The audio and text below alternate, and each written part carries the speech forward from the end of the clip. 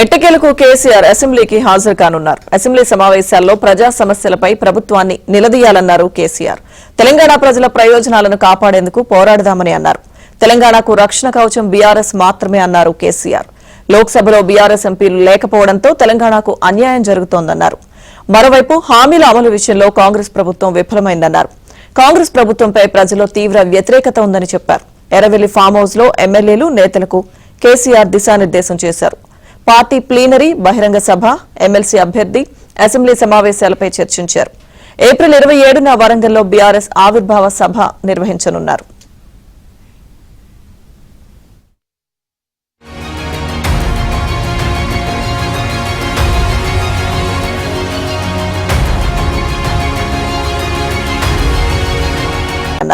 తెలంగాణకు రక్షణ కవచం బీఆర్ఎస్ మాత్రమే అన్నారు కేసీఆర్.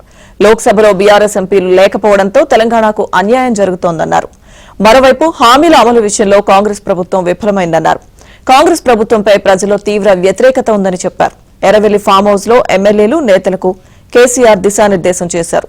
పార్టీ ప్లీనరీ, బహిరంగ సభ, ఎమ్మెల్సీ అభ్యర్థి, అసెంబ్లీ సమావేశాలపై చర్చించారు. ఏప్రిల్ 27న వరంగల్లో బీఆర్ఎస్ ఆవిర్భావ సభ నిర్వహించనున్నారు.